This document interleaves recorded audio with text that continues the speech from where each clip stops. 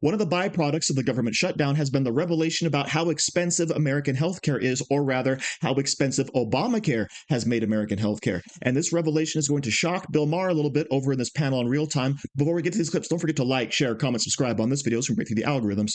Here we go. At the top of your article today, you say that the shutdown you see as a defeat for Democrats. I'm going to push back on that, but before we get into that exactly, let me quote more from your article. You talk about the Democrats, and again, I can't argue with any of this. You said the fact that they didn't get what they wanted, and they did not, specifically. Again, I think there's another argument to be made, but they did not get what they wanted. They said they wanted to force him with the shutdown to go back to the COVID-era prices for Obamacare. They're going to go up. Didn't get it. They just got promised a vote, which is meaningless. I think what the Democrats were trying to do was make health care an issue, which it kind of, for some reason, has never really been. It's the one issue where the public gives the Democrats higher marks. And they had to get people to notice. This is who's doing this to you. This is who is going to make your premiums go up. So it may not look good for the Democrats now. I think in the future it will. The Democrats promise a lot, but all you get is bloated bureaucracy. I agree with that. And inept execution. I agree with that. Affordability is really worse in government. If that's your issue, affordability, it's worse here and in New York and in places that are Democratic run. These are all true things. They didn't solve, we spent $24 billion, you point out, here in California on the homeless issue, and it didn't get any better. Obamacare might actually unravel because what's going to happen is, you know, the young and healthy people won't buy insurance. Well, now we're going to have Trump care. He says, you know, I can't believe this. He said, basically, I'll just go to the bottom line. We're going to go around the insurance companies. Right. Mm-hmm. We waited 10 years for this. This is the big idea. He's just going to give people $2,000 to everybody. It sounds like it's not just the people who need it, just like everybody's going to get $2,000, and then you get to buy the health care you want. No plan works in healthcare unless you make the young buy it when they don't need it, so that later on in life, looking ahead, kids, then it will be there for you. This is how a society works. The thing, though, where I'm a little bit skeptical about the strength of this specific issue for Democrats in this election is that, you know, the premiums are going to go up and people are going to get letters in the mail that'll say, like, your United Healthcare premium is going up. Yes. And what we found was that people were actually not as interested in buying health insurance at this price as we thought they were going to be.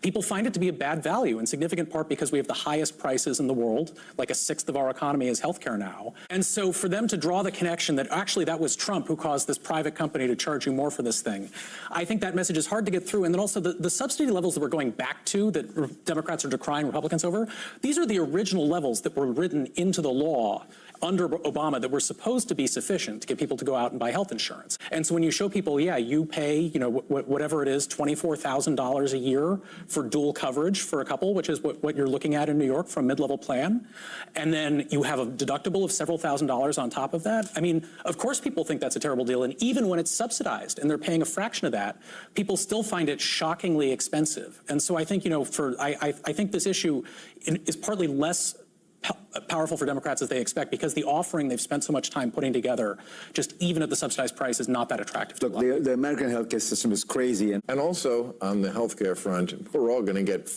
not free, but greatly reduced Ozempic. That was... and that... Yeah. It's popular. That's... Americans have been waiting forever for the magic pill that let them escape the rigors of eating right and exercising, and they finally have it. But here's the deal. Trump, I've said this many times, he is the master at picking out these little issues, like tips for waitresses, you know, pick out 1%, 2% of the population that's going to go nuts about this. And this is a great issue for that, if that's your method of winning votes, because people do like this stuff. It is kind of the magic bullet. Now, maybe it'll be a magic bullet with no side effects. I've never seen a drug like that. There are people like Jillian Michaels who say all you have to do is read the website. Side effects, thyroid tumors, gallbladder problems, pancreatitis, kidney issues, vision loss. Now, I wouldn't take it. I mean, what the effects are. Well, you don't need it. You are quite thin.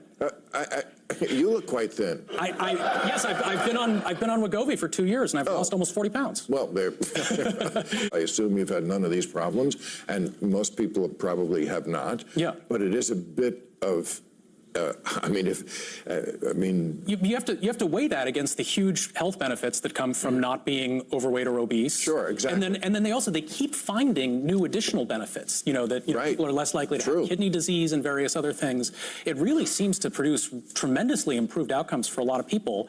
And so I don't think this is a small issue for 1 or 2% of people. I mean, probably more than half the country is a good candidate for these drugs, and they've already been coming down a lot in price. When I went on it a little more than 2 years ago, the price. The effective cash price was about $1,100 a month.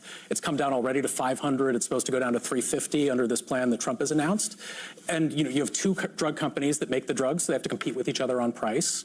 And as that comes down, it's going to come into the reach of more and more people, and it's also going to be more reasonable for the health insurance companies to cover it. As you say, the initial results are really quite extraordinary. I mean, you can attest to that better than anyone, but so much of America's health problem is obesity, that if you have this drug that brings down obesity, it actually could be a magic drug for healthcare costs as well. Yes. Because so much of the cost is dealing with the consequences of obesity. Oh, I've made that point and paid the price. Okay, let's begin by pointing something out, right? Whether the panel realized they made this point or not, you actually have a full-throated endorsement for Donald Trump's methods and free market solutions, specifically when it comes to healthcare, right? Because we're talking about Ozempic. And Josh Barro mentions how much the prices have come down. And of course, this is for a couple of reasons. One, he mentions competition, and competition is something you don't get with Obamacare. Right? You have to sign into their plans and use their doctors, etc. So there's zero competition. And of course,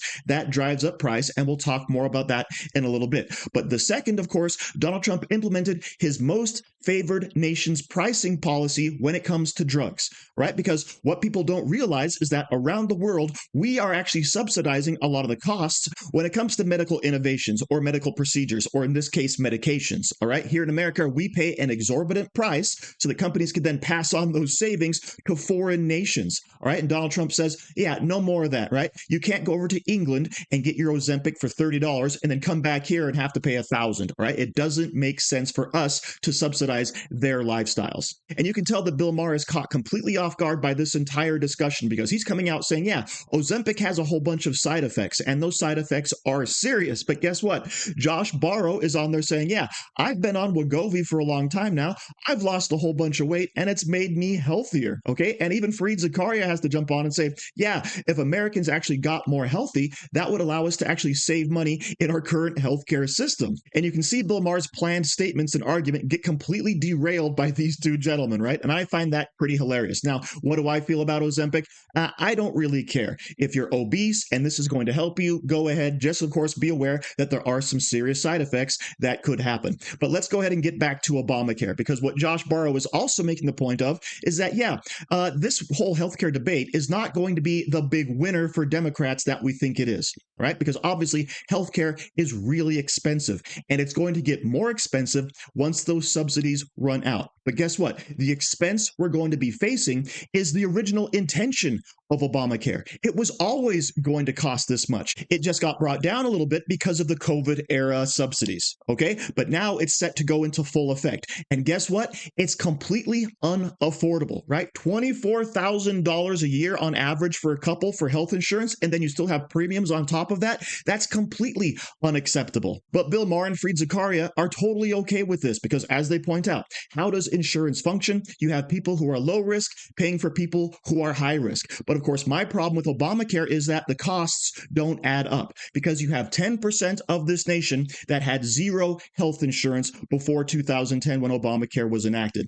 And now you have 90% of the nation covering those 10% at a cost that is 300% more than what they were previously paying. So 90% of the nation is paying 3 times as much or more for their health insurance just to cover 10%. The math ain't mathin', okay? It would have been cheaper just to pass a tax to say, you know what, we're going to give all cancer coverage, all catastrophic coverage to those 10% of people who can't afford health insurance, rather than upend the entire system. So of course, there are things we can do to fix this problem. price transparency, kicking out illegal immigrants, having people become more healthy, stop subsidizing foreign nations in their healthcare, and allow competition back into the healthcare system, specifically in this whole Obamacare mandate process. But of course, none of this would have been brought to the forefront if the Democrats didn't shut down the government and expose how Obamacare has failed the American people. So thank you very much for watching. Don't forget to like, share, comment, subscribe, and say hi to your mom for me. Do you like t-shirts? Of course you do. And now you can support the channel by buying an Angry Teacher t-shirt designed by me, Angry Teacher. So if you like America, if you like freedom, if you like liberty, then go ahead and click the link in the description where all designs, of course, are 100% mother approved. So enjoy yourself and find something you like today.